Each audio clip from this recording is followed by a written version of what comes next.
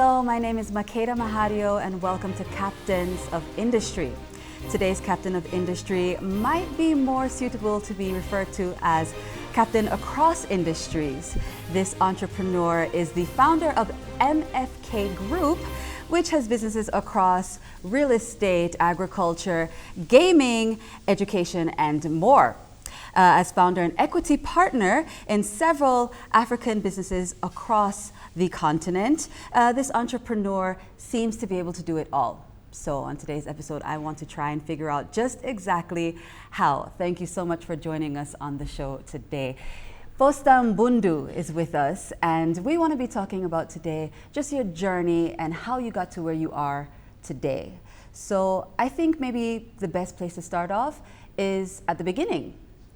Can you tell us a bit about your earliest influences, when you knew you wanted to get into business, what you studied, like your early life?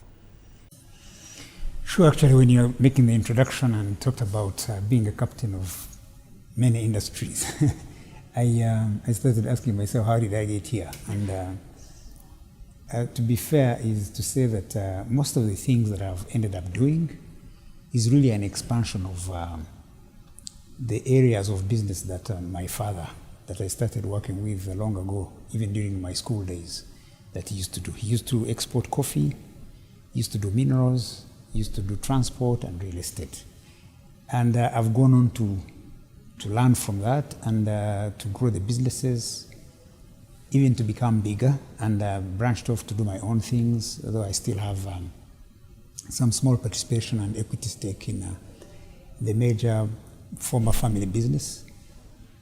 But I would say that, having said that, I look at my father as the one who introduced me to business, because he did not finish university education like I did, and he was conservative in the way he did things, which made him manage risk by being careful. And I learned a few things, but the experience I had from working under somebody or watching him do his businesses without complicated financials, without a lot of forecasting, a lot of risk analysis, and the way we do it, the way we study. I was motivated to study commerce. Would you say that you've always had a knack for business or an interest in it? Having grown up with it, some could say it could go either way. You could want to stay away from it because you were always around it. But it seems as though with, reading all the books, studying in school, being under your father and inspired by him, you seem to naturally have had always that knack for business. Yeah, true.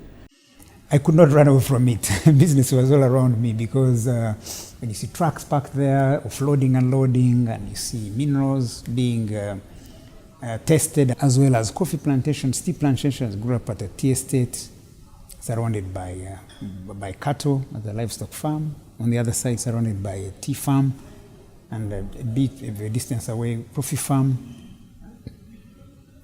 I couldn't get away from it. And what I like is that my father was involving me in his businesses even as early as secondary school.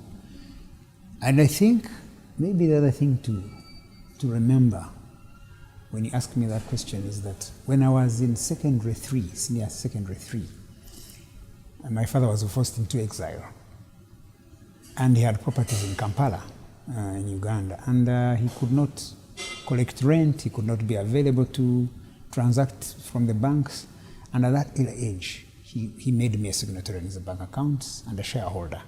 And I was the only family member in Kampala. So at school, they would give me permission, a special permission of this young boy who's going to transact some businesses with some messenger who's come from so far away in the village where there was a bit of security, for things that I needed to do. At that time, there was no mobile phones. There were even landlines were very rare.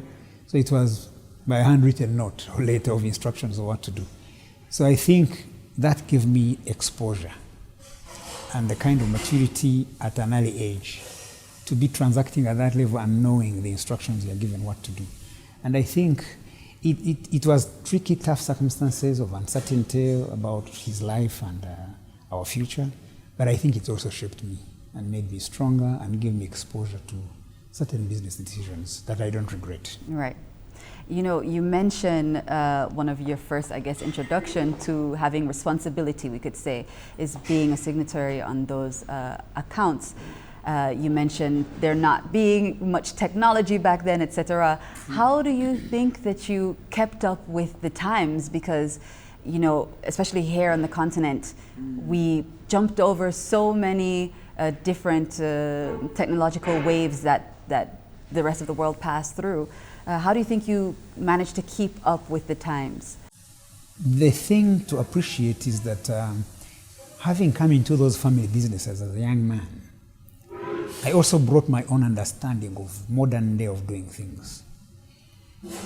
And one of the things or principles that our family businesses used to run along was no borrowing from the banks. So I have, up to the time when I was at university, our family never used to use borrowed capital from financial institutions. It was mainly from our own reserves and profits, year in, year out. Thank God the profits kept growing and business was successful. But when I came into the businesses, I brought an element of borrowing, leveraging on what we had as equity, which multiplied the businesses, which diversified into other areas. And having understood that my new way of looking at things as a young person, educated, I've also tended to surround myself with younger people.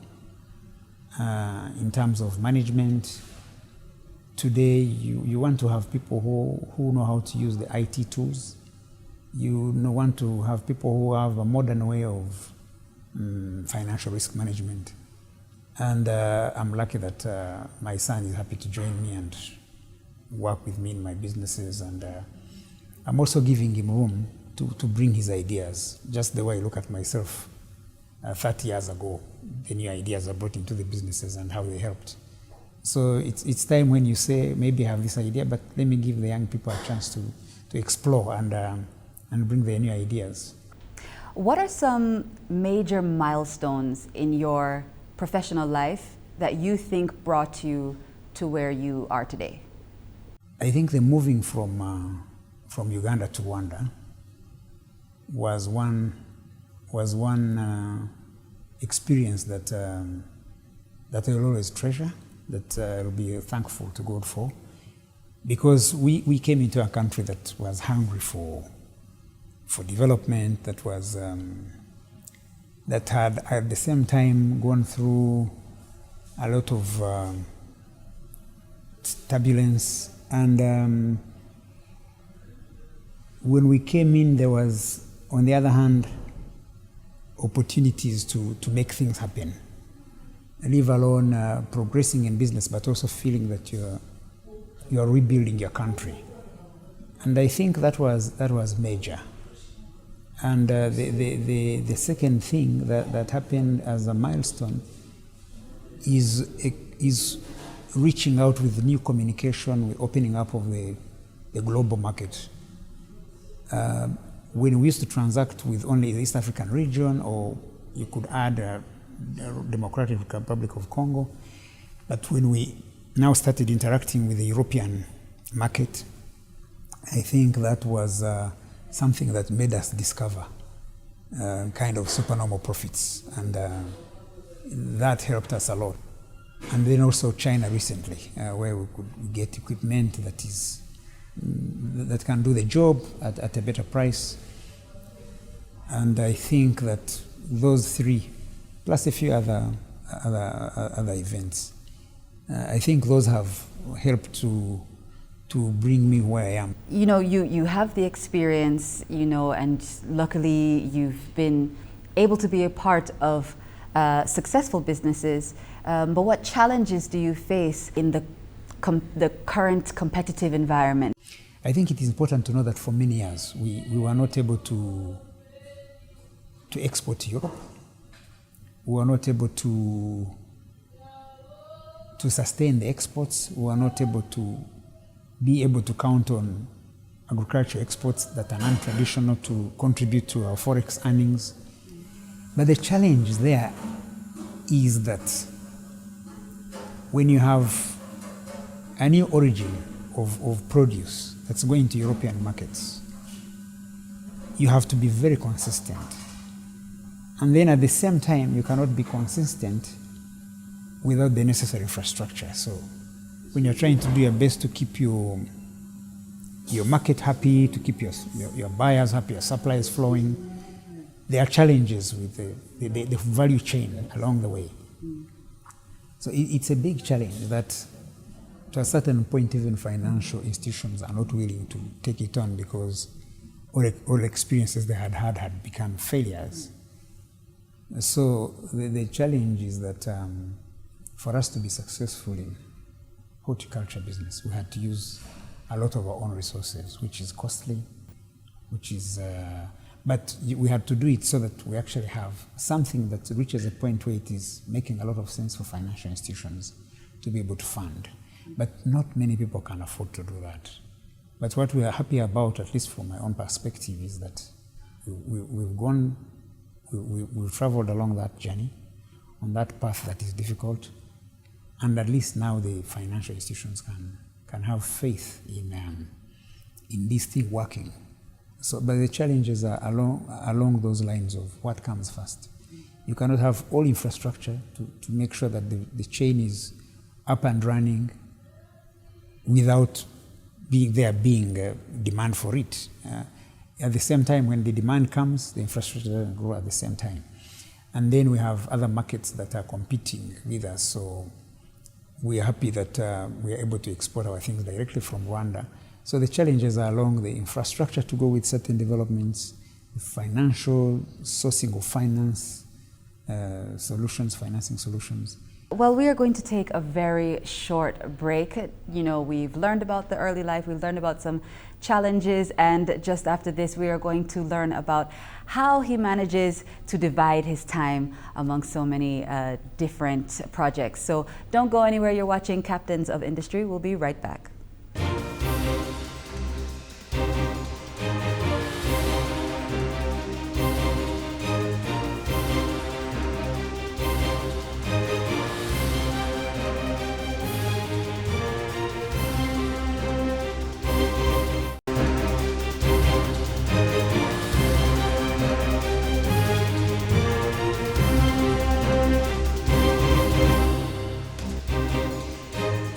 Welcome back. You're watching Captains of Industry, and I am in conversation with Faustin Mbundu, who is the founder of MFK Group. So before we went on break, we were talking about your early life, some challenges that you face, etc. Now I sort of want to get into the innovation aspect. You spoke about your challenges and some things that pose some problems for the businesses. How much of a role does innovation play in your success, and how do you innovate new solutions to some issues that may come up that doesn't seem like it's going to be sorted out? Yeah, true. Today, if you don't embrace innovation, I think whoever is not embracing innovation is on the wrong path. I embrace innovation. I put up the resources for it. I have a team of people that help me, that know that field very well, that bring in ideas and new ways of doing things. And we train people. Sometimes the challenges are along some people feel threatened by innovation. Some employees. Because when you have solutions that monitor performance, the people that are not performing well tend to be exposed. So, and sometimes we don't have the right skills to do these things. And sometimes even solutions that you are trying to implement get frustrated by the beneficiaries of the non-innovation era. But what I can say is that, and I'm saying that from the perspective of my transport businesses. So if you have vehicle tracking units, fuel management systems, and maintenance, innovating how you maintain your vehicles. So we have challenges to have people that you are supposed to make more productive and cut out pilferage and leakages of resources and materials they're using, to be the ones to implement a system to check them. So it was a bit of a struggle, but when you have audits and use other mechanisms to monitor and fire and hire and give professional development that those that need it, it works. When you talk about agriculture, we could not have achieved what we have achieved so far without implementing irrigation systems. We have pivot systems that irrigate for us. We're looking at drip irrigation. We're using pumps and other water pipes, simpler ways of doing irrigation. Because without it, you cannot succeed with climate change, with uncontrolled rainfall. So we're doing those methods. We are innovation. We're embracing new seeds that are resistant to certain diseases, that have higher yields. We are also, among the investments I hold is animal feed production, which without being innovative and producing animal feed, you cannot be able to monitor what percentages of protein and energy you're feeding the animals, and you cannot have productivity. So those three areas, when I look at them, we've innovated. We have implemented innovation. We embrace it, and we are seeing the results, and there's no turning back. I think what stops us is the amount of resources we're able to deploy for it, and the kind of local resources in terms of skills that can manage them. But wherever we can, we train. Wherever we can, we buy the products and solutions that help us deliver better in our businesses. Right. You mentioned having a strong team. How do you, as the leader, manage to divide your time? How do you know where to focus more of your time at a certain point, where to focus less, because you're one man? So how do you manage? Interesting. True. The truth is that my company is really mine, except that for now it's mine and my children, and we're the shareholders. And as I said, my son helps me because he's executive director for all the companies, and he's managing director for a couple. And what I do is that I do not manage any of the companies. And each company has its own CEO or general manager for that matter. But then what I do is that once in a while, let's say each month, I have time to look at each separate company for their financials, their forecasts, their productivity, their human resource element, and be able to take decisions with them. Because I believe in the bottoms-up approach. You let the managers you map out a vision, you let the managers run with it, and then they come to present to me and my group of executives. We are able to give them ideas, but also involve them in the planning and execution and evaluation. But what I do then, every month at least I have a time to look at financials and performance of the company, but I'm also available when there is anything that needs urgent attention. But I focus more on auditing and evaluating and seeing whether the team is actually achieving their set objectives and results. So that helps me. I do not do the day-to-day running because I kind of keep a distance. Then I'm able to give advice and to appreciate what they do without interfering with them, because then I may never know where I misled them. So, but I think that helps me. So I just chair my group of companies, committee of my group executives, and once in a while I visit the companies and see how they're doing, visit the fields where they have projects, and I'm happy with the way things are working. But to say that we have a strong team, yes we do, but we can do with even more resources. We are continuing to hire experts now where we feel that we are growing and we need better skills.